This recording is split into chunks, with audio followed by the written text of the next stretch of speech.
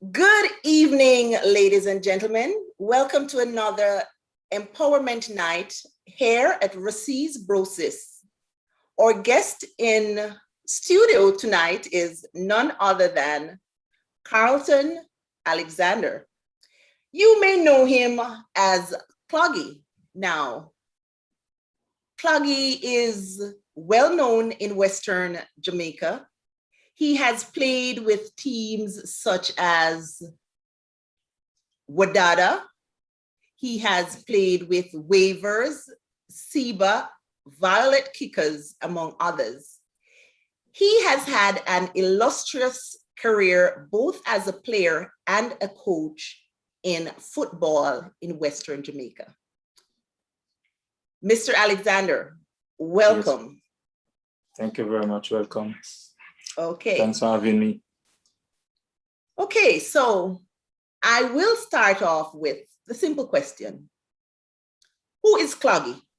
And is Cloggy different from Carlton Alexander? No, he's a simple, fun-loving guy, humble guy, private guy, quiet guy, same guy. Okay. Not too fussy, not too flamboyant, just simple. Now, I must tell my guests, my audience, that my guest tonight, even though he has had an illustrious career in football, he describes himself as a quiet and shy person. And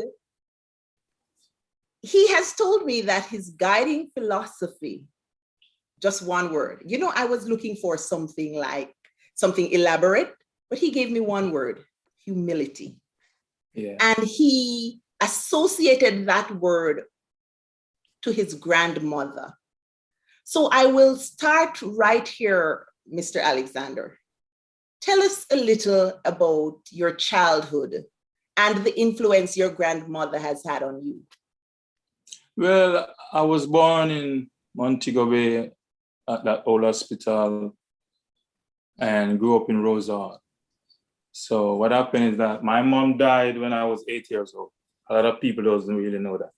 So when she died, we went to live with my grandmother, my siblings and I. So this was one humble lady, one fun-loving lady, this one care for his grandkids. So she took the reign to care for us, Mm-hmm. because there was no mom, no one care to take us under their wings, but she did. Mm-hmm. And she was this lady who I was told previously take care of other kids. So it was nothing new taking care of us. Taking care of her own, yes. Mm-hmm. Yes, and it was like 4 of us. Okay. These 4 kids is not all though. We are 8 of us, but 4 of us was for her son. So she take us, raise us out of maybe little or nothing. She used to sell her little goods on the Rosal estate to guys who work on the estate. A lot of people doesn't know that, but Rosal was like the sugar cane, the factory was there and all those. So there wasn't much, but she worked her fingers off to raise us. So let me ask a question. You mentioned Rosal estate with sugar factory. You are conscious of the sugar factory being there and the cane. Yes, when I was going right across from the Great House, you could see a factory there. The old remains was still there when I was growing up. Yes. So the sugar cane was there along the. If you think of Half Moon going up, if you know Rosal, going all the way back to Long Bay, Long Bay, there was sugar cane all along there. Before they cut that road that stretched in front of what is now called Hilton, there was an original road which was on the beach side. So that was where we lived first. The factory was somewhere similar right there. Then the Great House was up there where you could see the famous White Witch lady house, So we grew up there, and that is where she took us under her wings to care for us, Out of little All of nothing, right. because I remember she lost a finger then by a fish, preparing fish for to sell, to raise us, you know. So this was one lady who worked her fingers off, I could say, to get her grandkids going, you know, something to eat, and so on. You know. Okay. And then you mentioned all of that, and it is interesting because I didn't know all of that. I remember going to a jazz festival over there where that similar place. It was far closer to the. I didn't see that arch thing there that goes by. That it's was close for the by estate there. also. Yeah. The jazz Okay. festival keep right there. So we were living near there. But what I happened? didn't know that they had cane growing out there at all. All that was cane before the golf course. Okay, interesting. So we grew up as a youngster right there, went to the Rose Hall Basic School, which was right there where the jazz festival keep. And then what happened now that they removed us to Barrytown. So I relocated to Barrytown. So I grew up in Barrytown. Okay. All right. So you grew up in Barrytown and you went to Barrytown Primary? No, it was all age. Barrytown all age. So from Barrytown, you gave me a very interesting story about your transition into high school. I would like for you to share that. Well, as I say, I was top on the class, but I was like a nervous guy, just like now if I come before someone and I'm the sole figure where you're gonna ask questions and I become. So are you nervous now? I know. Anytime I do an interview, I always feel that way. You know? That's me. Okay. From I was a kid growing up until even now. Natural. Yeah. So if one thing, I'm not nervous on the soccer field. So what happened is that I failed at common entrance, but it was like a blessing in disguise. The school wanted, I think, more students. So I think it was Dr. Stokes at the time. He came to the school and he said, we should come up to sit an exam. So I went to Cornwall and I sit an exam, which I passed. So I get in at the 8th grade. So it all started there, right there in the 8th grade. And you know what I have learned from that story when you told it? You failed common entrance, but you did that special exam to get into Cornwall College. It was like my this is telling us, and I hope persons listening can walk away with something from this. You know, in Jamaica, we say, man not dead, no call them duppy. Yeah. Yes, because I know persons would have looked down on you and said, boy, don't. But see, you got... And I want to tell you this, even without books, I was on top of my class because I fight for 1, 2, 3 every year without even studying, just out of my head to be on top of the class, and that class at that time. Nice. Even in spelling bee, what happened in spelling bee also, I went to represent the school, is same nervousness. As I go in front of somebody, I was like, damn, everything you just start, you know? So even then, I was still on top of the class, whatever, without even, because I have a poor background growing up. It wasn't it was a rough time for us when mom died. So there was nothing even, just think of only a grandmother raising his kid. Because the father, my father didn't really care too much. He was like, you know, the father goes out there on the street drinking. He was an alcoholic, so case closed right there. So grandma really have it rough. So we went to school, my siblings and I, basically with just a little. So to be up there out of nothing, it was something tremendous. Yes. Must say congrats to my mom. I'm sure your grandmother. And how long ago did she die? She died in 97, which was... Oh, okay. So she would have seen your accomplishments, and I'm sure she would have... Yeah, she knew a lot, and I do everything in my power to help her. Even when I was a kid, I was the one who go to market to get the stuff, the bread shop in town to get the stuff, and the Jolly Bus, the upper deck or whatever it is, little Carlton there around 10 going to market, all those stuff. Yeah, you said upper deck. When you say upper deck, what do you mean? That was remember those, when I was a youngster, there was those buses, I think they came out of England or something like that. They were there, they were the main transportation, and then came Jolly. I am learning a lot here. Yeah. You know, because I I remember have as a only kid. seen those buses in books and on TV, and it's always England. Yeah, I remember as a kid taking those buses going in town to get things for her, you know? Cool. Going to the market and all those stuff.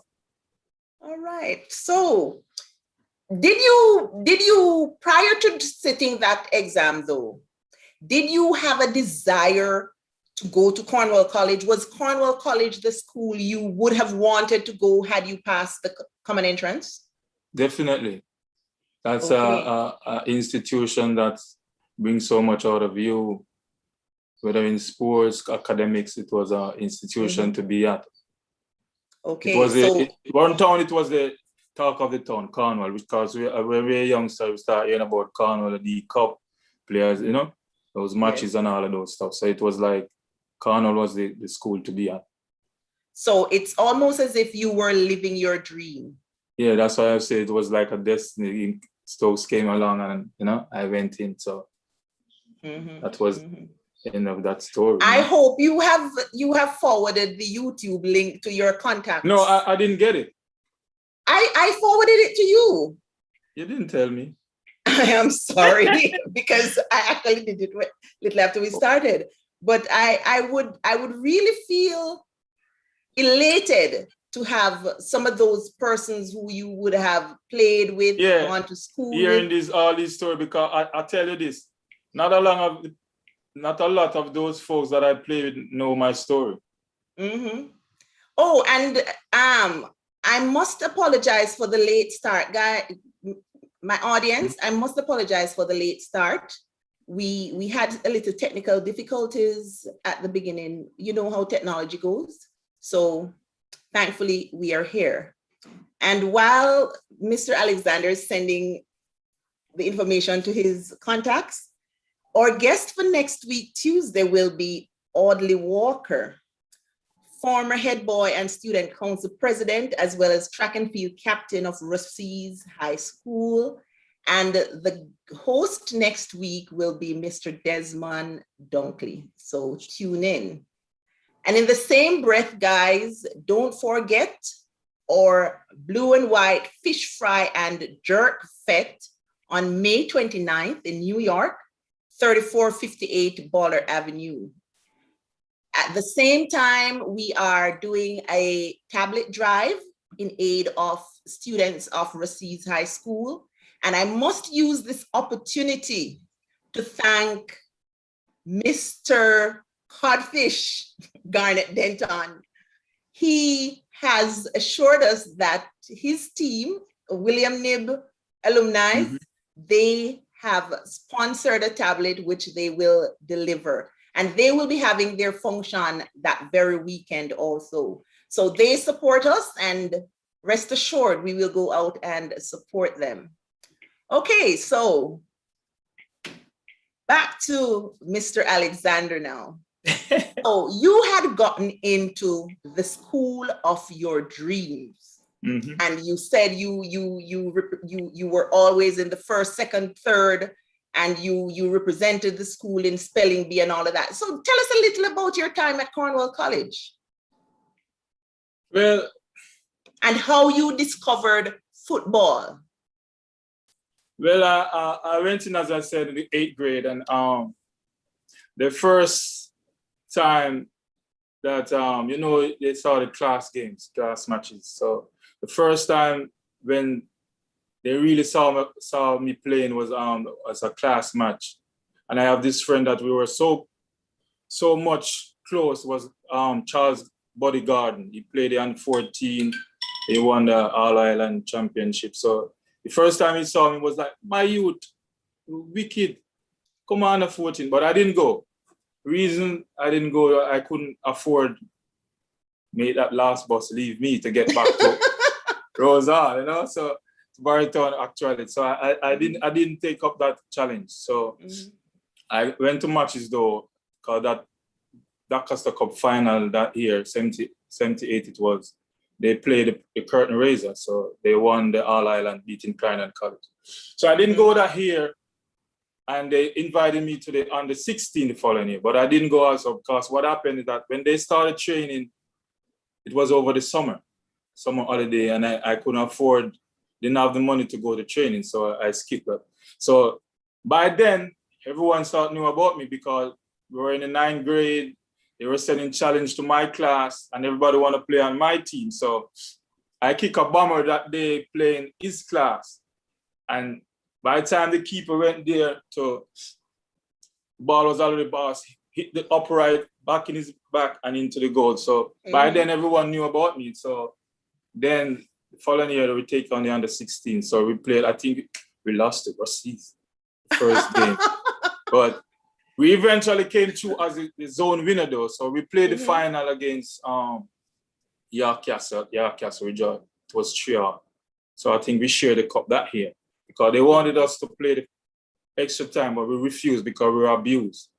I remember one of my defenders get a T-square in his head and all of that. We were abused because those times there was just a rope around the feet. So we were under some tremendous pressure and it was getting dark, so we didn't play. So that was the time that I really burst on the scene for the under 16 because I scored a couple of goals there. That was 1980. So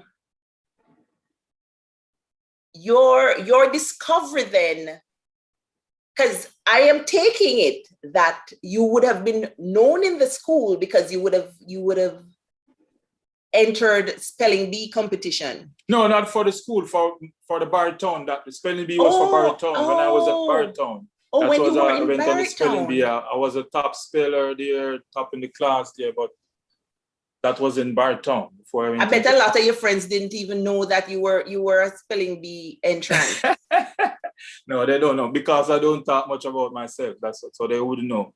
Anything that I'm revealing to you now, just a lot of them, it's new to a whole lot of them. Yeah, a lot of my teammates, I'm sure, don't know much about me, but I hope they are tuning in. You or may be have the first tuned knowing in. some. Just a few people know much about me because I'm a private person. As I said before, there's not a lot I talk about. I was always that reserved guy, you know. They're doing my job on the field, but outside of the field, you're not gonna know much. Okay, so your discovery came through interclass competition, right? And you went up to play under 16. Then after that, then it was the bigger things, because by the time I played under 16, I think I was maybe 15 going into 16. I played for Disco Inferno they used to have this extravaganza by Half Moon. Bigger guys now. So I played against Seba. Our first game was against Seba. So what happened is that was my real first test. You mean you were still going to school at the time?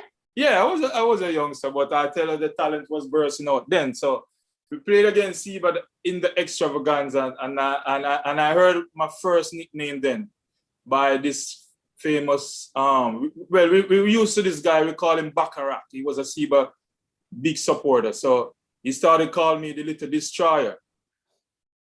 But you're playing against the bigger guys, they were like, get the schoolboy. You know? So everyone but they didn't get me though. But the coach, which was the late Walt Cooks, rest in peace, he was the boss for the Inferno team. So he was like, little Xander, come. I don't want to hurt you. You have D-Cup coming up. So he took me out. But I earned that name because I was like flying. That time I was skinny and speedy. Little so I was Destroyer. Flying down the flanks, yeah, and the Destroyer, you know? So that was but that wasn't how Cloggy came along though. But that was your first alias. Introduction to the big things. And first introduction to the bigger games against the bigger guys, you know? So you were playing D-Cup at No, I didn't start D-Cup yet. Still under 16? The under 16 was finished then that summer, so I didn't go for D-Cup yet when I get exposed on the biggest scene. Okay, so they must have seen something in you right there. Right. Yes. Okay, so you would have whetted your appetite somewhat in real competition, aggressive competition, because in my opinion, I think when you get to D-Cup, and you can correct me if I'm wrong, When you get to D Cup, it's somewhat a little more aggressive than when you play under 14, under 16. Yes. But It was. I think that Disco Inferno. Yeah, it was my real first big test. Yes, it would have prepared you then for bigger things. For bigger things. So tell us about the bigger things now. Okay. My first season at Cornwall for the D Cup was 81. I was on the team, but I wasn't a starter. I was coming off the bench. So I played just a few games that season. So it was really the following season, which was 1982, that I blossomed into a different player. Experience, more mature and all that. So that was my real introduction, because even that same year, I went and played with a couple of my friends. One of my best friend, Lance Boggs Gibbs. He was a captain for 83 team. So they brought me over to Fogo United in Flanker. And that was my introduction to Flanker, because in the latter part, I was living also in Flanker because of that and because of him. Because they took me out under their wings now, as his family was like a second family to me. His mom was like the mom that I had lost. His dad was the same thing. That wasn't there for me, you know. So I grew up with them while playing for what dad had done. But that came after. All right. 1983 now was the real deal under the guidance of Steve Butner.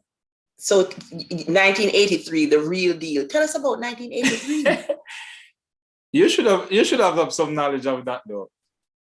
1983 was the biggest final in Western Jamaica, or in the Doncaster Cup that I ever saw. The biggest crowd in Jarrett Park. We played Rossies in that final. And I think, well, I don't think Jarrett Park may have seen another audience, spectator crowd that size. Yeah, because even that year I saw stands tore down because the crowd was so big.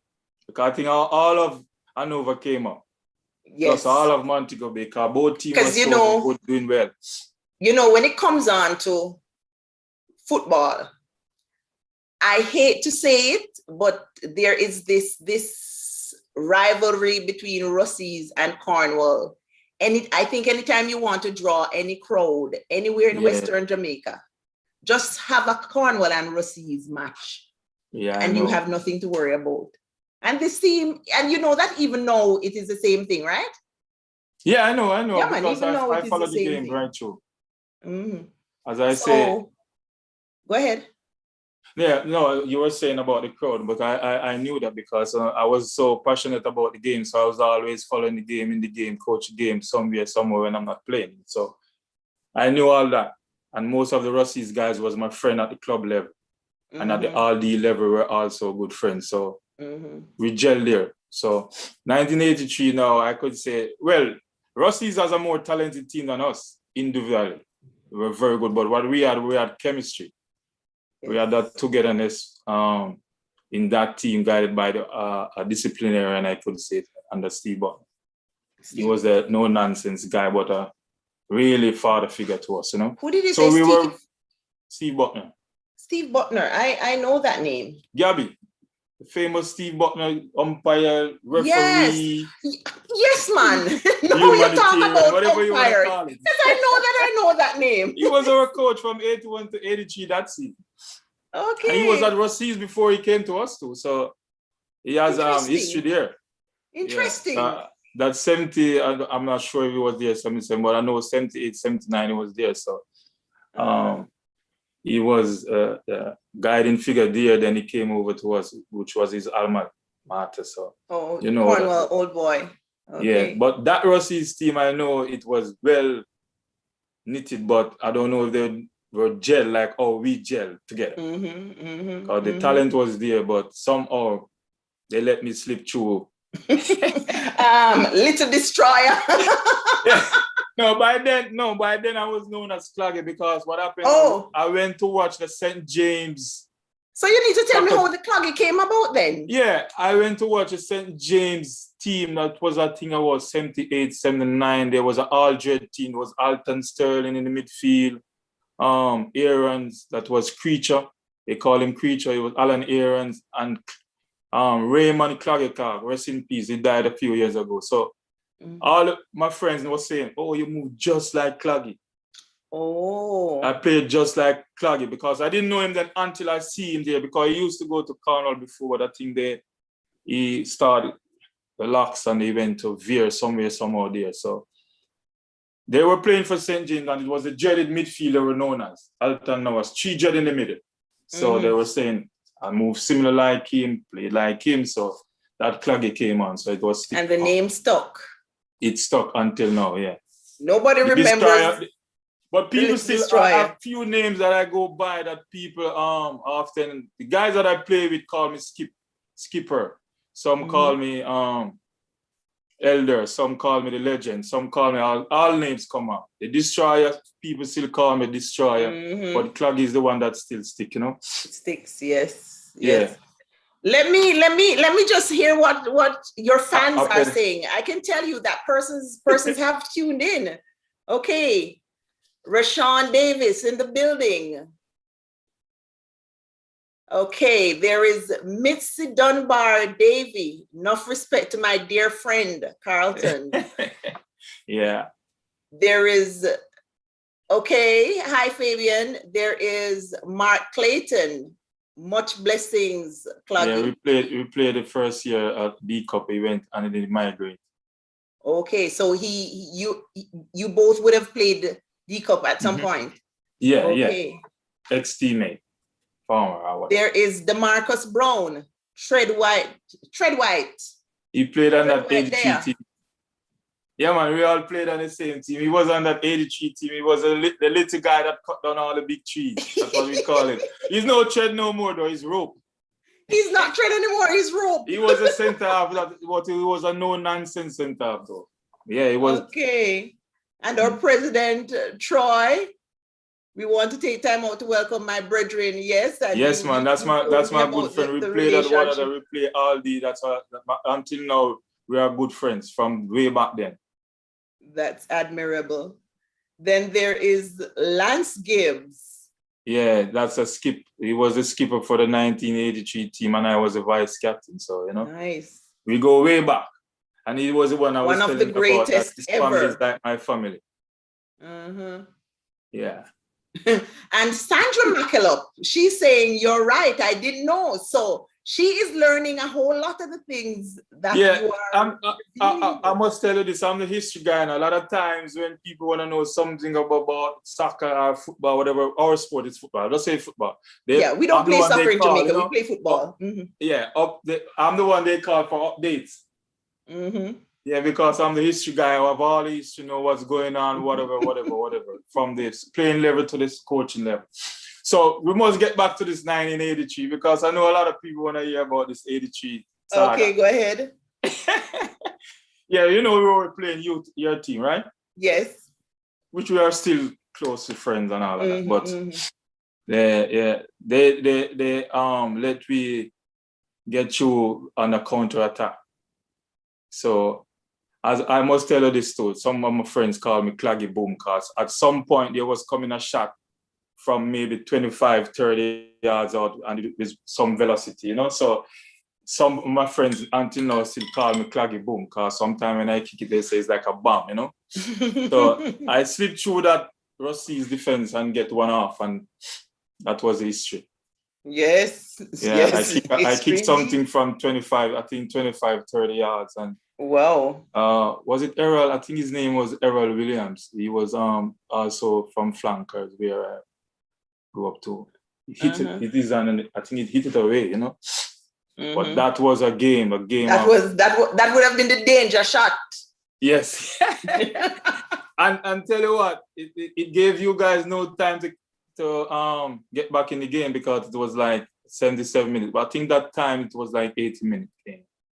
I'm not sure if I'm right, but I think it was at the end. So by the time touch off again, the game was finished. So, you know, it was celebration in the town. And of course, you know what happened in Lucy. because Yes. Lucy was your guys was the favorite to win. So Yes. I think my friends then when we were at Aldi, they told me what all went down. Music, the sound was stringed up, the animal or whatever they call it then was ready prepared, and it all went into the sea. I'm not sure how truthful that was. No, man. No, believe it. Trust me. Yeah, Believe because it. I mean, it was such of a rivalry between both teams, and each team have this bumper crowd, so yes. it was something to behold, so everyone was there to see that game, and you and I know, Cluggy, that when Cornwall College and Rossies play a match, Lucy's like a ghost town. Montego Bay same thing with Cornwall. If deserted. it's not Jared Park, Montego Bay is like a ghost town. Ghost town. Traveling. Yeah. Yes. Same thing. From the 70s come on. And maybe from the 60s when I was born. Possibly from way back then coming up. And the tradition continues. Right. And you know what I like? I hear you calling names of persons it's like you still remember the persons who you would have played with as far back as 83 and before. Yeah, I tell you, I'm the history guy. I don't forget things easily. So things is always just up here. Awesome. I can just tell you off the bat what happened. Okay. and if someone tried to contest it, they always laugh to me. You just dip for your facts. Yeah, I don't even have to go too far, I know. All right. Because I was just in tune and passionate about the sport, so everything will just be right. And I can't even ask you. Oh, pause right there. This is just a note for the persons who are logging onto the YouTube chat. Please don't forget to like and subscribe. Right. Like and subscribe, guys. And we slipped one thing though, because we won 82 also. We won the Cup in 82. I forget that part. But we lost to Camperdown in the Oliver Shield. Okay. So I won 2 D Cup right there. But the Oliver Shield came in 83. I remember there were a list of competitions that you would have been a part of, you would have played, and the school would have won whilst you were a part of the D Cup team at Cornwall. So there is the Olivia Shield at one point. There is the 83 was a triple crown. Tell us so we about got 83 was the year that we won 3 trophies. It was a triple crown. I think you guys better, because I think 84 you won a Nutriment Shield. We lost the Nutriment Shield to George's in 83, because by the time we win Oliver Shield, we were in that jovial, we didn't remember the focus. You didn't remember you had another match to play. They were coming up, because we were so focused on winning the Oliver Shield because we lost it against Camperdown the year before. So that was the one we think was an all-island supremacy trophy. So we wanted that one. So when we won that, they came to Montego Bay and we lost the Nutriment. We didn't even concern about it much. Yeah. Because we wanted the Oliver Shield that time. And to know that we beat this Kingston guy, but I guess we were partying too much. We lost the Nutriment Shield. Well, it happens, but guess what?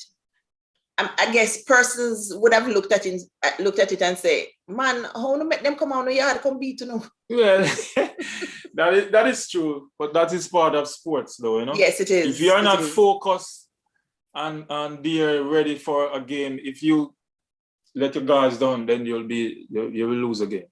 Yes, totally understand. You got to be always ready. So once you're not ready, if you party too much, it got to be issues. So when you think about it now, it's not like there was really a transition period from high school into Premier League. You were already somewhat introduced to Premier League whilst you were a student. Yeah, and even then, before I went to Premier League, I went to the Westmore M16 while at school. It was a Western Star Studied side that was put by that St. James FA president, Westmore Thomas. So Westmore Thomas. Oh, hence the name Westmore. Okay. Right. So I played on that team alongside some of the big stalwarts then as a schoolboy. How competitive was that team though? It was Westmore M16. It was like maybe for a promotion just to get the soccer alive in Montego Bay, because we played like teams from Kingston. We played the JDF. I think JDF, one of my friends was reminding me today that John Barnes was on that team. We played JDF, we played Boys Town, which had Carl Brown then. So that was a high team, because at a point Carl Brown was the national coach then. So we played them, and we that team was very good. We beat them, because as I was telling you, there was Dawes was on that team, Andrew Andrews on that team. I think Teagat was on that team. There was a lot of star guys. Alton Searle, Noah was on that team. So I was like a schoolboy among those men, you know? Yeah, star-studded, best of the best. Yeah. Because even now, one of my friends, they always like calculating which goal was the best goal that I scored. And I was like, man, there was so much, I don't know which one. Okay. So, yeah. So you have played for quite a number of where I know you have also been a coach. We're not branching off into the coaching area yet. Yes, I know. We want to look at your career as a footballer. So we know you have played for a whole lot of teams. Of all the teams you have played, which would be your most memorable and where you've had the best experiences and all of that? And tell us about the teams you would have played with, because persons out there would want to know more. That 1983 D-Cups team was the most memorable one for me, because it was a team that I played from midfield, but argument was on the street, where was I playing? But no one knew if I was a forward. They thought I was a forward, but I was naturally a midfielder. So I was playing from midfield, and I was the leading goal scorer for that team from midfield. So what happened is that the genius, which was Mr. Butner, he had me coming from deep. So what was my asset then was reaching in the transition from defense to offense. So when I reached, no one knew where I came from. So which is the same thing in the final. I have that burst of speed that I could get there to get have a shot also. So that team was so nicely knit. We have good defense, we have good midfielders, and good offense.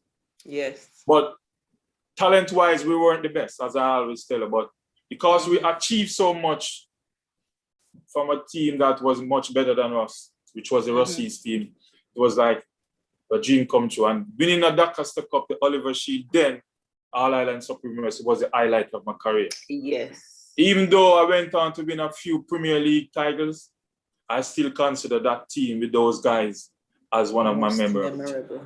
Yeah, admirable. Yeah. Admirable. Yeah. I love that. So you were with Wadada from 84 to 93, right? Right. That 83 season when it finished, I finished at Fogo United with Lance, my best friend there, and the late O'Neill Eccleston. He used to come for me to stay overnight whenever we have a game. So I had a good relationship with those guys at flankers then. But then I transitioned to Wadada because, by then I see where I could at least play a bigger level and I wanted to get in the Premier League. So Fogo was in the St. James League and I wanted to play to highlight my talent that time. Yes. So Gray, Wadada was the choice. Right. Mr. Gene Gray invited me and so I went. But then I was already accustomed to some players at Wadada because Mark Ledford, who was the national captain at some point, I played with him at Windham as a kid too. They used to come for me whenever they have a game because they had a team that traveled. So nobody knew this except for my brother who was working at Windham that I played for the Windham team as a kid. They would say, hey, Claggy, come over, we have a game. And I would go there and just run by guys, So I played with them and he was the one who really showed me first how to strike this ball to make it move in the air. Because when I was at Wadada, I had a friend who asked me, Claggy, oh, you kick that ball, let it move in the air. So he was the one who showed me how to put the lace to it and let it move in the air. So I could kick it from to as skinny as I was, as small as I was. Some power was coming out of the leg at some point, you know, because I know my technique of kicking that ball was very good at then. Yes. And I used to kick sometime from the half line, believe me, at schoolboy level. Good. So when I went over to Wadada, Mark was already there as a captain. So it wasn't easy for me going over there and playing with those guys, you know. But that was a star-studded team. That was a team to make. It was very difficult getting. But you never had any problems making the team. Well, sometimes I start, sometimes I come off the bench because I was like 20-something all-stars. I'm talking about Anthony Corbett, Mifkel Dillon, Dion Wilmot, guys that played B-Cup all that kind of stuff before I do. They were on that team because Mr. Gray, you know, the one other manager, he was the guy who flamboyant, he loved flash and have his team full of stars, you know. Yes. And just Sinclair, it was a star-studded team, trust me. Very talented team. It was hard getting on that team. When you say you're the history man, you're right. I mean, you're just rolling off names as if it was just yesterday. Yeah, man, it was a tremendous team. Donovan, Livingston, you name the player that time. He was on that other team. And I used to watch them before I go there, turning Jared Park upside down, you know? Mind you, you know, 83, I was just starting high school. So I know, I figured that much. So what you're giving me right now is really history. Right? Yeah, in soccer. Yeah. So I went to Wadada that year and it was a challenging team, you know. Even my good friend that at some point we played together at Rossi's and Anthony Fallis Williams, he came after me. Are you serious? Yeah, Winston Anglin, rest in peace. He came after me 85. So we all played on the same team. So right through there was always a star-studded team. Okay. Indeed. So that was our team. From then on, we were like entertainers, though, you know. You know, whenever we played, there was crowd. Growing up, though, you know, whenever I heard about football outside of the Costa Cup, the only name I could remember was Wadada. If it wasn't Wadada, it was Viva. But Wadada was always. And you just mentioned something before. Not only did Rossi's Cornwall ram jam that Jared Park, put on a Wadada Seba game and you can't get in. I remember we played Seba in a semi-final 19, I think it was 87, 88. And we as a team going in couldn't get in Jared Park. Are you serious? Yeah, because it was, back then it was like a doubleheader. There was a game before, I don't remember who was playing. I think it was Reno and somebody. So we beat Reno in the final. And when we look in Jared Park, we stayed at the hotel and we was coming. We couldn't get down the hill of Salem. We have to come out of the bus and walk down the hill to get into Jared Park. It was packed. Yeah. You see, let me not say Western Jamaica. Let me say Hanover and St. James and Westmoreland. Hanover, St. James and Westmoreland have a very rich history when it comes on. Yes, especially in that Westmoreland team, that Reno team was always there in the semifinals. I don't know what over the years, one of the best team, I think, at that level. They were always there knocking. Because I won Premier League 3 times, and the 3 times we beat the Reno team. So let me ask you a question. You left Wadada and you went to the rivals, Seba. How did that feel? I have a next story. Seba was my childhood team. But I must give you this story because when I started playing against Seba, the reason why I went to Wadada, maybe I could be a Seba player, but I came under tremendous pressure playing for Fogo United against Seba. Even though my brothers was also Seba fan and they didn't cheer for Seba after what they did to me. I was hit twice off the ball by a Seba player. And they gave me an ankle problem from I was a child then. They abused me. I was there like, there was a corner against the Fogo team and I was a forward then. So I was there watching, waiting on that ball to get a counter attack. And the guy that was Steven Zarball, he was a Rusty guy too. Thompson, he hit me in the ankle, kicked my ankle straight out, off the ball. And then I didn't learn my lesson. That was the 82. The following year, I was there the same way and I get a elbow in my mouth. Oh my. Yeah, so, and as a schoolboy, so from then, that was easy now to go to Wadada. Yeah. I could have maybe gone to Siva, but I didn't do that because I was abused as a Fogo player. By Siva I players. was a Siva fan, so when I went to Siva from Wadada, big rival, as I said, it was because of the then great Steve Butner. He was the coach for Siva then. And then I had left Wadada because I leave Wadada in 1993. So I went to Siva 94 for that 93-94 season. And then after I did 1 year there, then I went to Violet Kickers. Okay. So 1 year there and you went to Violet Kickers 95 to 97. Right. So I did I played for Violet Kickers. We won the Premier League that year, 95-96. And following year I broke my leg. So then I give it up and start coaching. Okay. It was from a malicious attack. It's not like I break my leg. Someone break my leg. Oh Lord, you mean like the ankle story? It finally happened. Because even then, I was a gun after player. Let me tell you this. Growing up, I played a lot of corner leagues.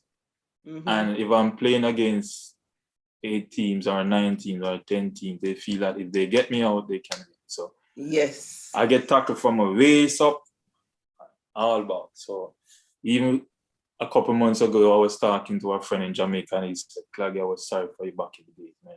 Those tackles that I was see you getting. But I was too humble. I didn't even resist nor fight or anything. I just stayed. Yes. Huh? So it was like, I'm sorry for you for those tackles that you were getting. Yeah. Did we miss out on the part that I won with Wadada in 87, 88, and 91, 92? Because tell us about that. Yeah, the famous Kenneth Gaynor Black's my good friend. He was the captain for the I remember that name, yes. 87, 88 team, but he transferred to a team in Clarendon, Avengers. Then I became the captain. So I captained Wadada from that time until 93 when I left. So we won the 91-92 season under Anthony Fallis Williams. We won it the 87, 88 under Mark Ledford. And then I won with Kickers now under Dean Weatherly. Dean and I became good friends.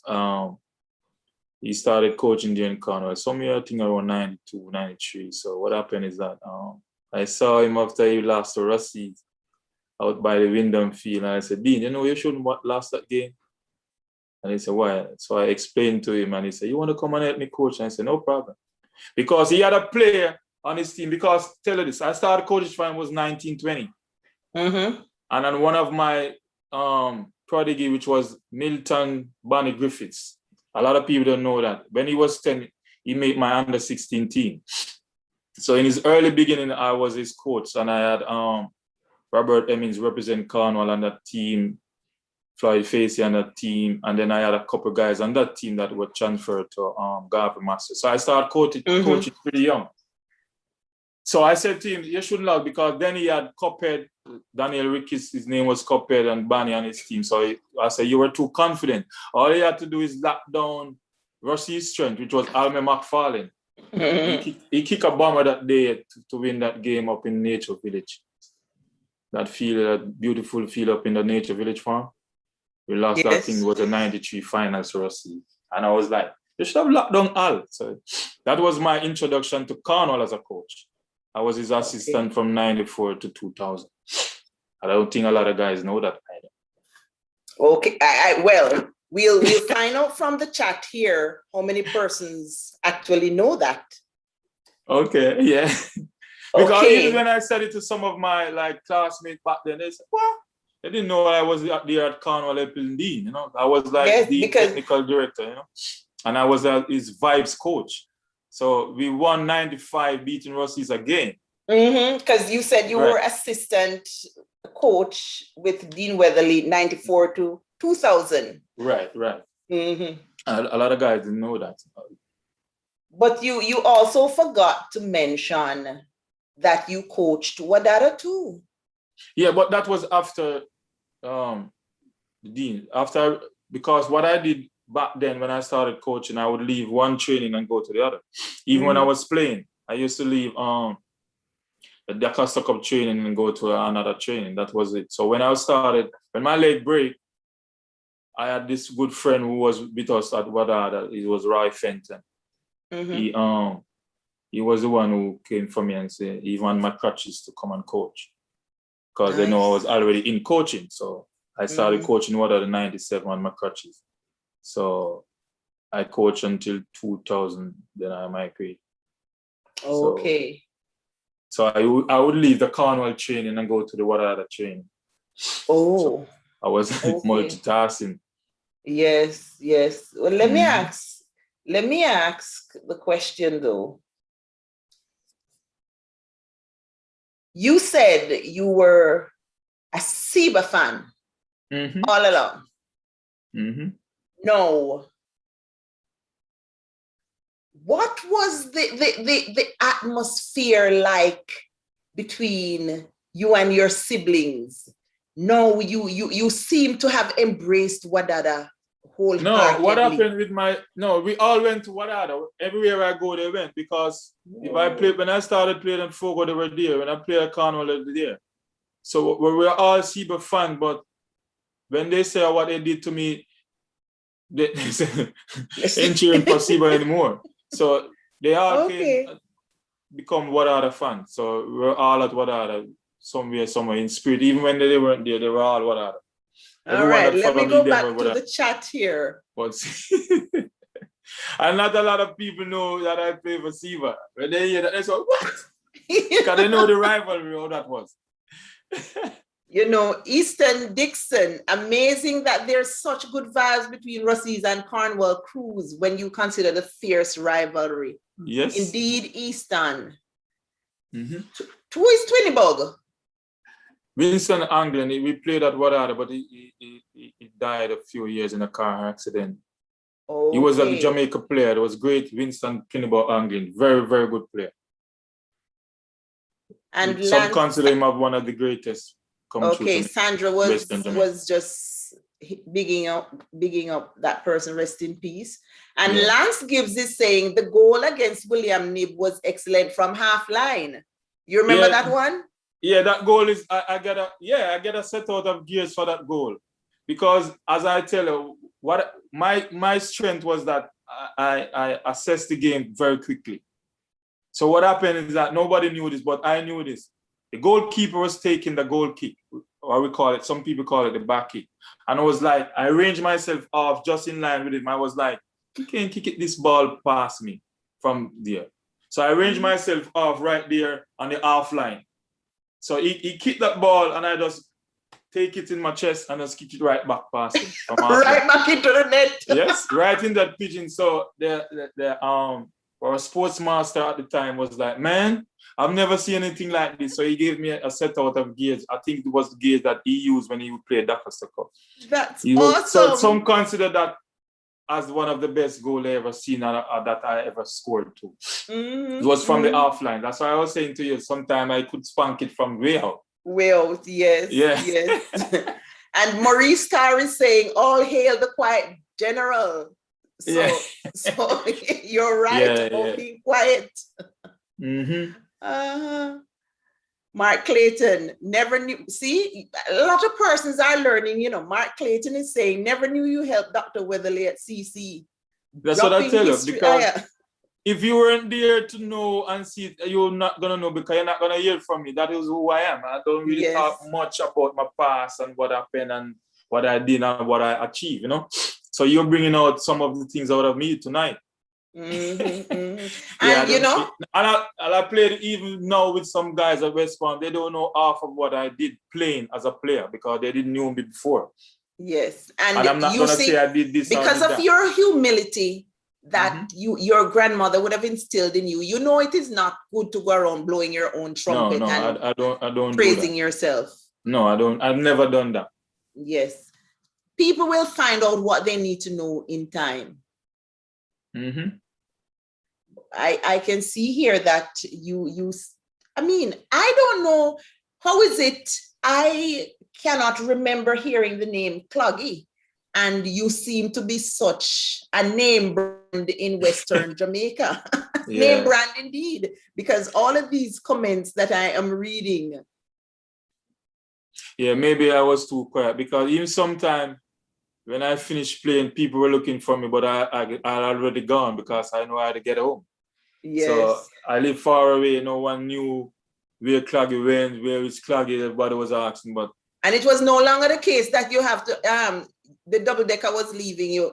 No. When I went to Wadada, Ekistan was my driver. He could drive, then I couldn't do that stuff. So the then manager, Gene Gray, would just show the key, give, hey, bring Claggy home. So, that was it. Awesome. Because I was living out of town. Okay, but so everyone know how to get around with me.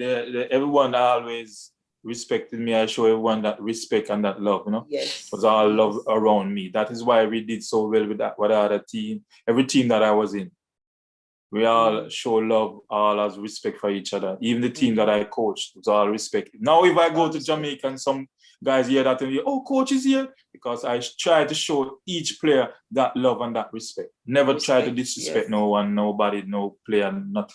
I always show them love. Even here when I do coaching, because many a times they say, hey, go get a coaching license, but I never did. But I get a coaching license in Jamaica. That was why I was coaching without a card. And then you couldn't coach without that license. So when Renee Simos was there on my broken leg, I went and get that certification. Okay, awesome. So tell us, this takes us now into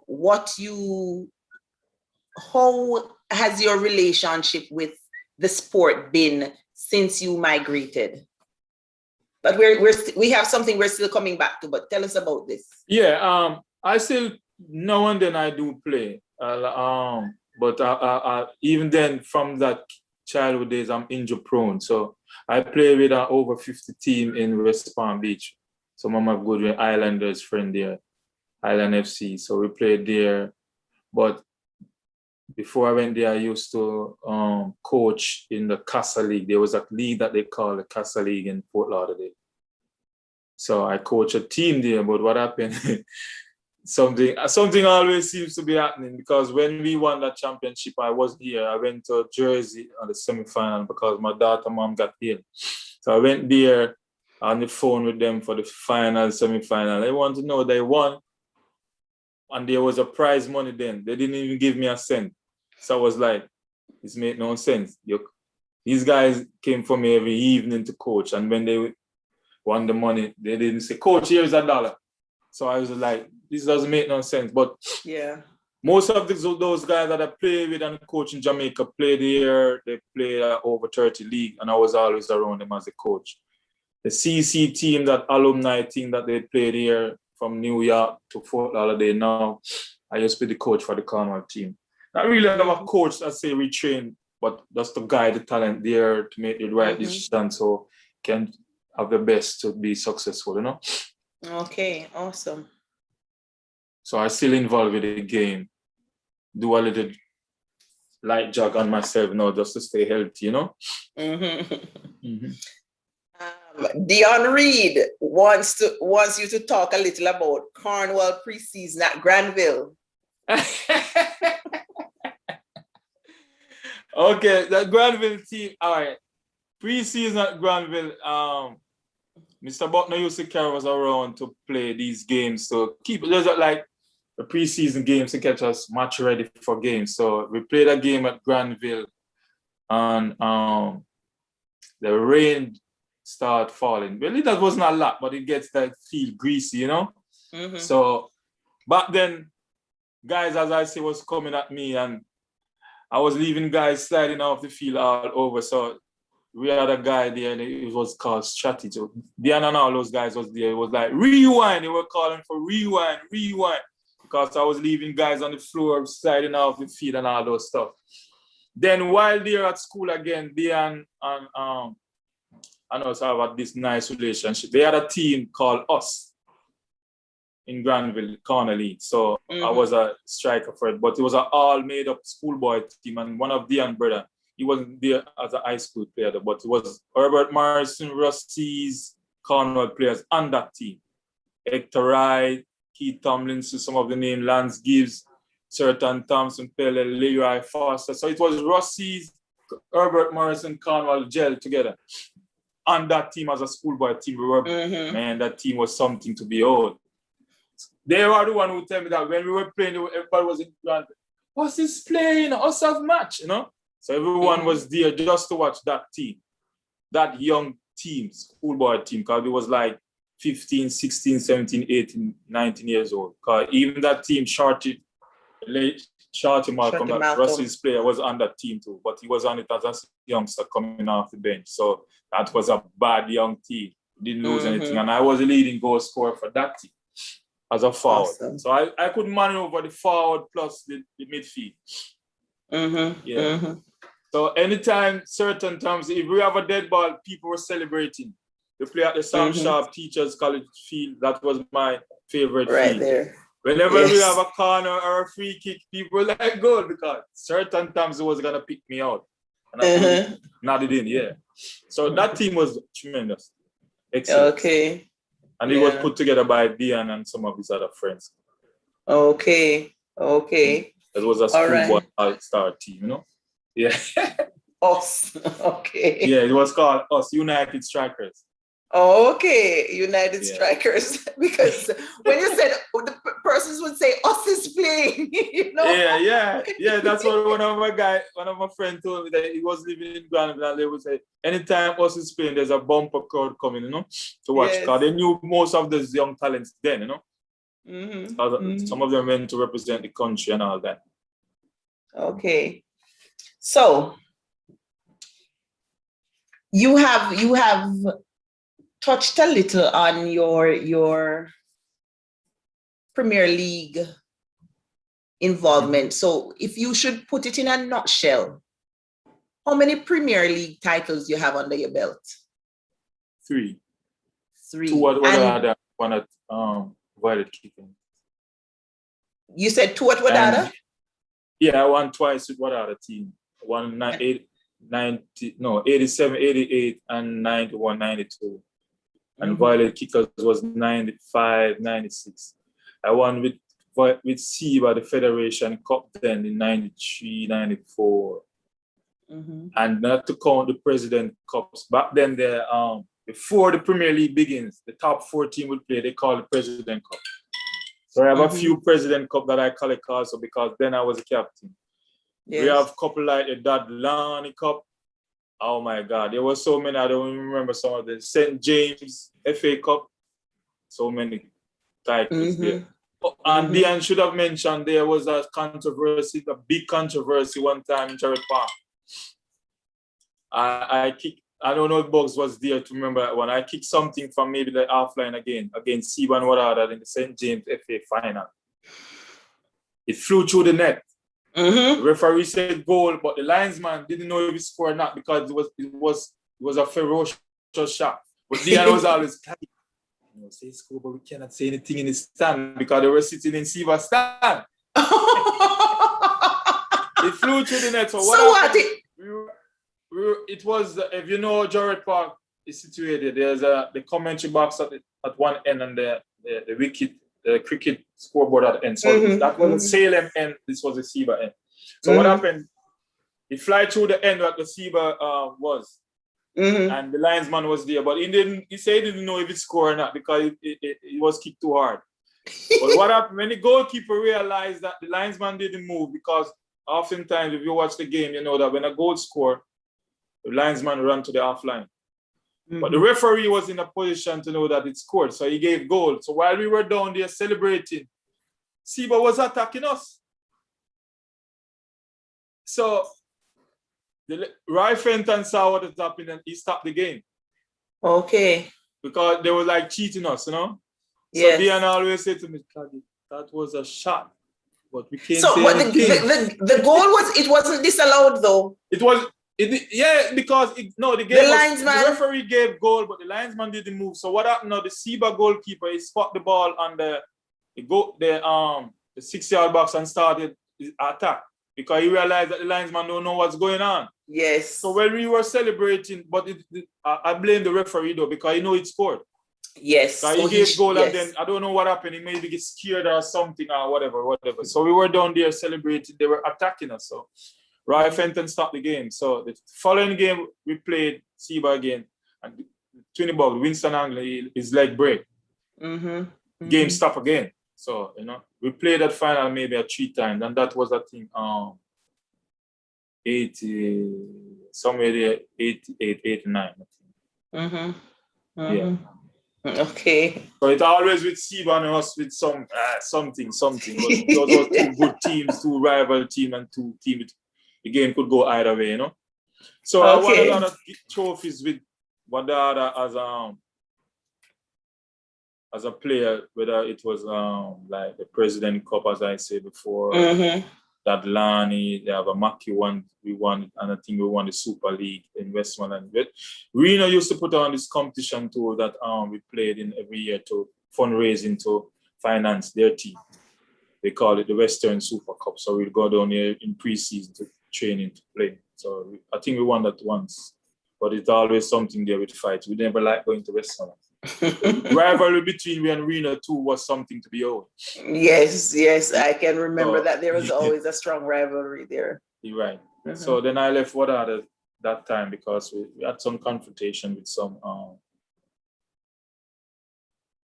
fans, and I decided to let go. Because one thing with football in Jamaica, players will be going through a lot and you don't know, but they expect you to perform every day. Because remember now, we play football in Jamaica at the amateur level. Players weren't paid, even though Wadada take care of their players. But players, so for instance, players weren't paid to play. So you don't know how comfortable a player is or how confident he is to go and play. So why are you pressuring him? Yes. We went through a lot playing soccer in Jamaica. So for instance, what happened is that I used to play plus work. I work at holiday and I leave holiday in each evening to go training. Sometimes, to get an extra training in the morning. So by the time you reach training, you're tired. And just for the love of the game. And then you will get someone out there chastising you about some player or something like that. That's okay. So you're like entertaining them, but they want to win at all costs. They don't want to see you lose. So when I left Wadada, I think what I was saying then, we spoil these supporters because they want to see us each time we play, we win. Yes, which and is... it's not going to be like that. It got to be sometimes you're going to win some, sometimes you're going to lose some. Win some, and I was so passionate about the game that time it got to me. So I said, I'm going to walk away. Yeah, so that's what happened with me at Wadada. And what happened that when I walk away, so many other players walk away too. So they didn't like the vibes then.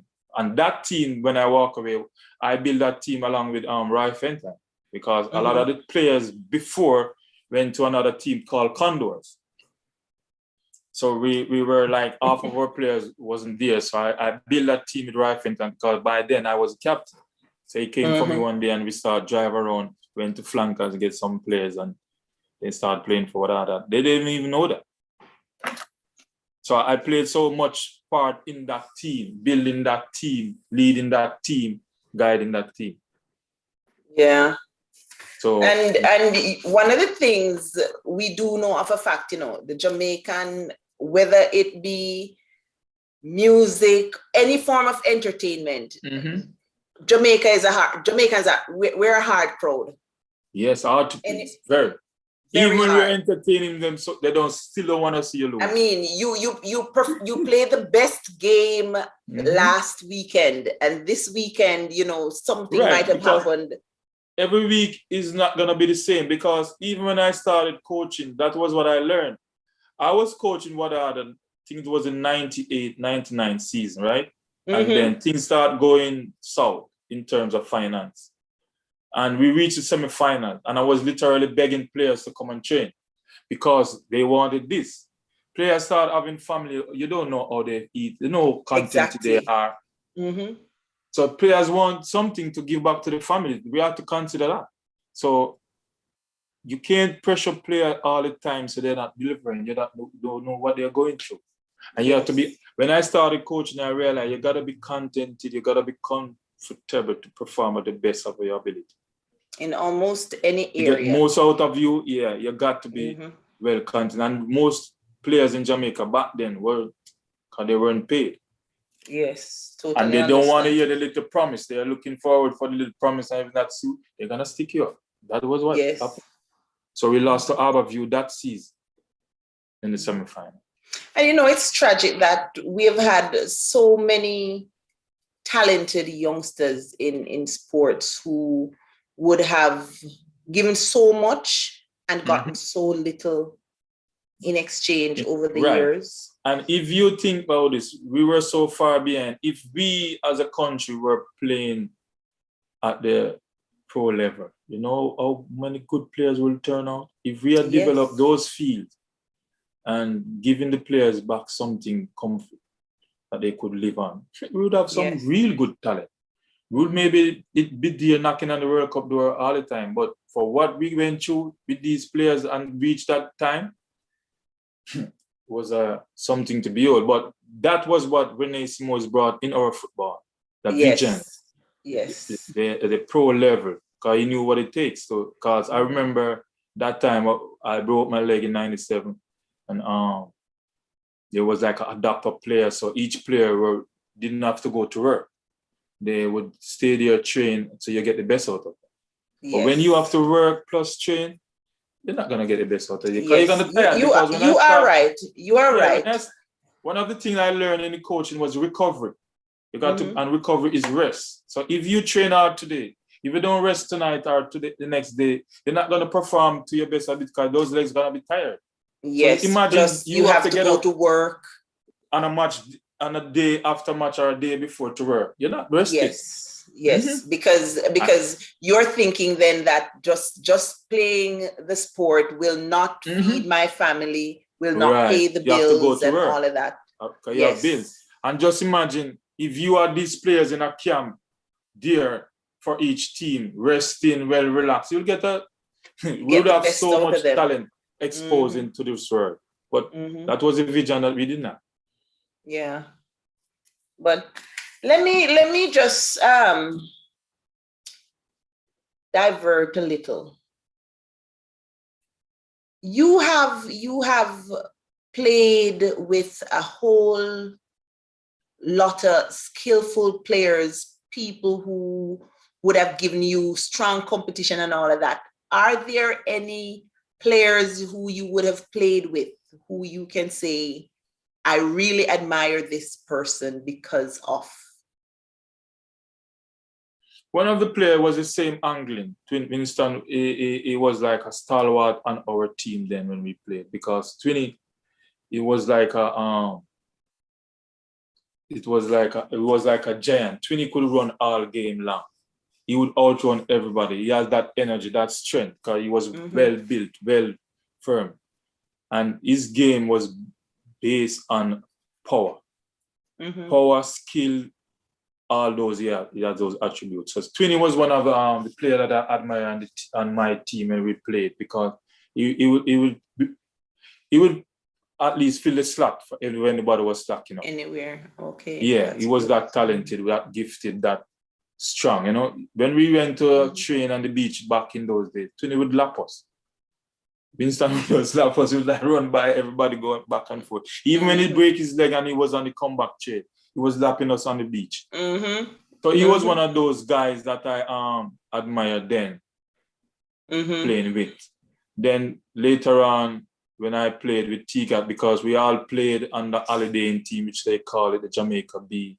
It was Hector Wright, who was a very good player too, and Tapa Whitmore, our national coach, he was there. So we had a very gifted and talented team out there in the business house competition. The people traveled from far to come and watch us. So that team, with all that's those when you players, were at Holiday Inn. That's a Holiday Inn business. Yeah, because I leave Cornwall and I started working at Holiday Inn in 1984. Yes, I remember you said that. So then it was funny enough, as you talk about that, one of my best friends back then who we were rivals at Rossi's and Siva was Shadrick Wright, Hector Wright brother. We became the best friends at Holiday Inn because when I scored 4, he would score 3. When I scored 6, he would score 7. We were like partners in crime. So we became, until now, best of friends, And he also worked at Holiday Inn. Yeah, he was working at Holiday Inn at that time in the early stages when we were there in the early 80s, late 80s, like, we worked together. So we became the best of friends, you know. Then later on, these guys came along, and then we have that more better team. Mm-hmm. There was Paul Teagat Davis there, Devon Rickens, David Fartner, Leroy Foster. It was a tremendous team, trust me. Very talented. Okay. So these guys around me was like, I was a captain for the team then. So we all gel as a family. We work together, we play together, you know. So I admire them all, you know. Okay, good. Okay, so if you were to pick the top 5 Premier League players. Man, I never like judging players and comparing players though. That you have played with. That would be an hard task because I played with so many. You see, I have sat here and I have listened to how you speak about all these people that you play with, and trust so me, many times. I would totally understand that it is in fact a hard task because you have one thing with me that with players that I don't compare, because it's always different position they play. So to compare a forward with a midfielder or a midfielder with a defender, it's like comparing apples and oranges. Right, it doesn't work that way with me. If you're gonna compare forward, then it's a different story. A midfield is a different story than defense because each player have a different duty and to perform. So I don't like comparing players because they play different position. I never like that. And even with me, I don't compare myself with nobody. I always put them ahead and say, no man, because I don't like the praises. I don't go for that. I don't like make people say what they have to say about you. Don't say anything about, you know. So I don't do that. Point taken, and I totally understand and I agree with you. But is there any international player over the years that you would have admired in some way, shape, or form? Yeah, I was a Ronaldinho fan. A Ronaldinho fan. Yeah, I was because Ronaldinho was so skillful and he could do all these futsal things. He could salad you, as we call it in Jamaica. Legs. He could put you over your head. He was good on the dead ball. He was a dribbler. He was a goal scorer. So he had a full package. So that was one of my favorite players. Then that was the guy I admire. And then the other Ronaldo, because I'm a Brazil fan. So, you know, we only watch Pele and film. So I'm not going to put Pele in that category. Yes. But before Ronaldinho, then I used to admire Zico. Oh, yes. Zico is one of my, I mean, growing up, tell me about Zico and Socrates and those guys. Yeah. Right. That Brazilian team in the 90s, 82, 86, they were nothing. But Ronaldinho afterwards was my favorite player. Even though I like Neymar, but what I don't know, he's not delivering. Oh. I like him for his skills and his mindset, but he's not delivering trophies. Yeah, because he spent too much time when he should like even get the ball forward, move it quicker, pass it, he keep it at his feet. So he slowed down the game too much. So that is what I don't like with him. So he always falls short because he's not doing what he's supposed to do as a player, in my mind. Maybe he's better than me. Who am I to say that? But that is what my thought on his playing and his performance. But he's not getting the job done. Even in the recent Champion League semi-final, he came up short again. Yes. But he has a lot of tremendous talent, but maybe spend too much time on the floor. Even though he's getting tackled all over, but even when he don't have to go down, he go down. That was the difference with Ronaldinho. When he's driving that goal, he's going. He's going. Or he's gonna create it for you because he will be around there and he pretend like you don't see and he gives you. So he creates for you. You know? Yes, and that's what the game is all about. Right. Right. So Neymar, to me, only want to create for himself, and then you can't take Messi out of the picture because he's one of the greatest. His goal scoring prowess and he provides for others too. So you can see that in his game. So you have to put him right there. If you say you don't rate Messi, that means you don't understand the game. If you don't rate Messi, you don't understand the game. Yeah, because how can you be winning the FIFA Player of the Year so many times, he's not good. You have to say he's good. Yes. But maybe when he comes to his national team now, it's a different scenario. So he's not delivering there either as a yes, and I think that is what a lot of persons use to judge him, you know. Right. Because I've heard persons say that already. Yes, he wins a whole lot of medals, trophies. Barcelona.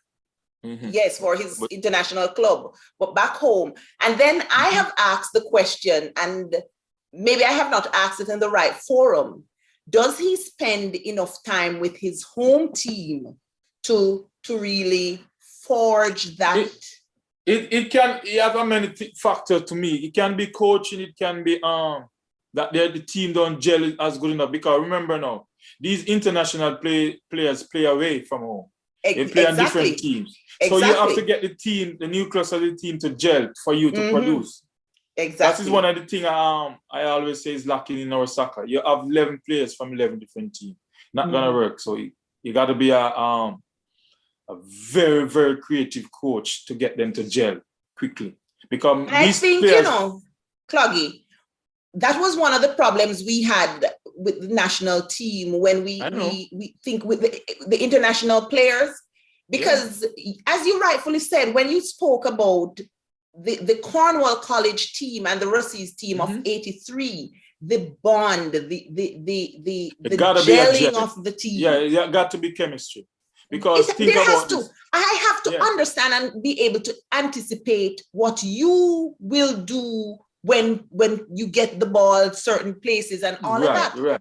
You got to play together. You got to train together. You got to be like a family. You got to show love, respect. So that becomes a chemistry. So when you have that chemistry, you easily gel. So you get there will be production. Because even when I was telling you about what other team 84 when I went there 85, as talented, we weren't winning anything. Because to me, we weren't gelling. The chemistry wasn't there because we have too much players with too many egos. Yes. And then I think then the coach have headache picking that team. It was when most of those players left, we start winning. Yes. Because the chemistry becomes now less building players we were there from Western Jamaica mostly, players that knew each other coming up now, that we start playing together. Rather than competing amongst ourselves, we're now competing against teams. And I think a lot of times that in and of itself is a factor when I want to show that I am a better player than my teammate, which is too many egos doesn't. Too many egos. Not gonna work. Yeah, you're right. You gotta give up something to make it work.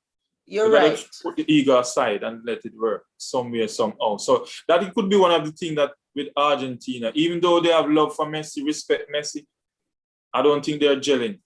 Remember now, put a team together in a few days. Even though as talented and international as they are, you may not get the result that you desire because they're not used to each other. Yes. And a nucleus is very important. Sometimes you build a team, you need to build a couple of players from the same team, but know each other, know what you're going to expect, what to do. It can even pass a ball to you to score with the eyes closed because you know you're going to make that run. You got to have players like that. So you have to have a nucleus that used to each other, maybe grow up together or whatever. So you will get that result because they're together, they have that chemistry, they have that family love. I am sitting here and I'm thinking, I am going to ask the hosts, JC and Casey of Sports Talk on Brosis channel to invite you for as what? Yes, because we can sit here and talk about sports all night. I don't know if you realize it's almost an hour and a half since we've been at it. Yeah, and it's like we have so much. Well, I always say to even my friends, when I'm watching game and those watch game for who win, I always watch the game on a coach level. So for strategies, things that I don't know, things that I can learn, things that I can teach other people. So I'm always looking for something on the international scene to pass on. That was what I do when I was coaching. Awesome. I remember I used to, and as I told you, I can analyze the game very quickly. I used to coach over there and I watch how the teams play. Even one time, let me give you the story. I went to, Tap and I was very close. So when he started coaching, and Warren Barrett. We played on the same team at many a time. Holiday in Void Kickers, Seba, whatever. So they invite me to come and they sent ticket for me to come and watch them in Miami. So they were playing. I was there in the booth with Boris Burrell and Mr. McIntosh, and I was watching the game and I assessed it. I'd see these people, they step up to the half lane and leave the space behind to them. I was like, if I was out there, this game finished already, you know. I was telling them what they need to do, because just get someone breaking from deep and chip that ball into the space. And by time 10 minutes, it happened. And Jamaica was up 1-0 and McIntosh was about, boy, Claggy, you know this game too much now. You talk it and it happens, you see? You know? So that is one of my strengths. I can look on the game, analyze it very quickly, know where weak point is, where you need to, whatever. You know, that is how I assess the game on a coaching point of view, because I coach. Yes. I played for such a long time, so I see very different things exposed and come out to light in the game, you know. Well, Mr. Alexander, I can tell you, I enjoy talking to you. I mean, I try to tell my guests, this is not really an interview. We're just chatting, getting to know each other and, you know, just getting things out there. I have enjoyed spending this hour and so talking to you. I didn't even know that time passed. So, what time you say? Were you all long? Yeah, it's 9:30 now. So go figure. And we started maybe. Remember, I told you this gonna happen, and you said maybe you gotta bring me back another week. No, but yes, you did say that, and I said have so much to back. But I can tell you, we need to get you on Sports Talk. Yeah, remember I was telling that I have so much because I've been involved because with you are a history. You have a wealth of information. Yes. Yep. I do. Okay, ladies and gentlemen, it has been a night. We have learned so much about Carlton Cloggy Alexander. Yeah. And for those persons who are just being introduced to this man, I hope you realize that he is not almost, he's an icon in Western Jamaica. And he has so much that he has passed on and can pass on to youngsters. And I must congratulate you for all you have achieved, all you have done for sports in Western Jamaica. And I have your contacts, and our president, Troy, has your contact, and rest assured, Brosis family, he will be on Sports Talk. So any last words before we go? Any final words? Anything you want to add before we go? I always think about humility, as I told before, and I always say, they always say, humble yourself in the sight of the Lord and he will lift you up, you know. So I always say, just be humble, just be fear of the Lord, and then he will lift you up. That's where your riches is, you know. So don't be too extravagant about nothing. Just give praises, thanks, and all things will follow. So youngsters, just be guided, don't fall astray, don't be guided by the wickedness, evil, or nothing like that. Just give thanks, do good will follow you, do the right things, follow the right track. Even if you are poor, you don't have things, you don't have, just keep, and it will come one day. That's where the riches is in the Lord, you know. So just be mindful of that. You can't be doing bad things and expect good things to happen to you all the way. Love your brother, love your sister, show love all the time. Love is the ultimate, you know. You that love and not knowing not God, for God is love. Amen, brother. One thing that I learned from I was a kid growing up, you know. Love. Be love in your heart, you know. And even in the crime in Jamaica, just show love, man. Don't do that. Don't get rid of someone just for some silly thing. Just lift him up and say, man, I love you, man, you know. That will go a tremendous way and far away for our brotherhood, family. You know, in Jamaica, I always tell some of my friends, people killing each other, they're killing their family and don't know. I see one time someone killed a Samuel and his name is a Samuel, they arrested him. I was like, maybe he killed his family and they don't even know. So sometimes you're taking your own life and you don't even know. Yes. Because it's your yes. blood. So Yes. just show love and be humble and be guided by the Lord, you know. Amen. You hear me saying amen? Yeah. Yes. You learn something a lot about me because I'm very spiritual, Yes. but I don't Yes. really, I think of it that way all the time. Yes. It's Yes. better to be spiritual than Yeah, religious. yeah. Because you know, if I go along there, we're going to start another round of conversation. Right, because you know something, I played so long, and even though I played so long, there's only one time I get a yellow card. I've never gotten a red card. I'm never getting fights. Mm-hmm. Even Because when I you're get humble. all those bad tackles, sometime I reach. Well, when I was a kid, one time a guy keep hitting me from behind with some tackles, and I give him, and I run behind one of my brother because he was a bigger guy. That was the only time. But Mm-hmm. I always try to play the game fair, even though when I lost.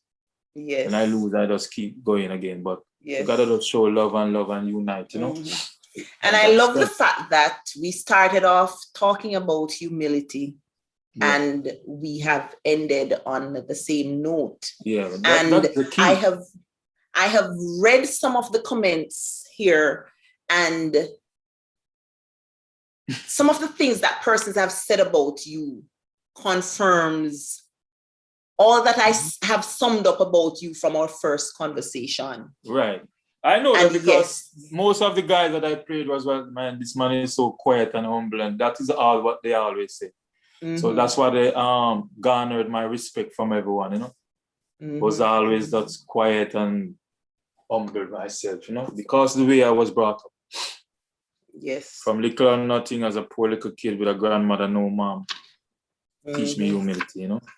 Humility, and there is no crime in being poor. Right. And we can use you as an example, your grandmother having worked her fingers off to ensure that you get the basics, and you have used what she instilled in you as a launch pad, as a foundation for greater things. And here you are today, having accomplished so much and having impacted so many persons. Yeah, Mr. Alexander, congrats. Job well done. And as they say, when men on earth have done their best, angels up in heaven can do no better. Okay, guys. Thank you all for tuning in to another Empowerment Night. Don't forget that next week we will have Audley Walker, former head boy and student council president, as well as track and field captain of Brosis High School, with Desmond Dunkley, the host. In addition, don't forget also that we have our Blue and White Fish Fry and Jerk Fest, May 29th in New York, 3458 Boulder Avenue. And if you can, guys, you can go to Give Butter and donate towards our tablet drive.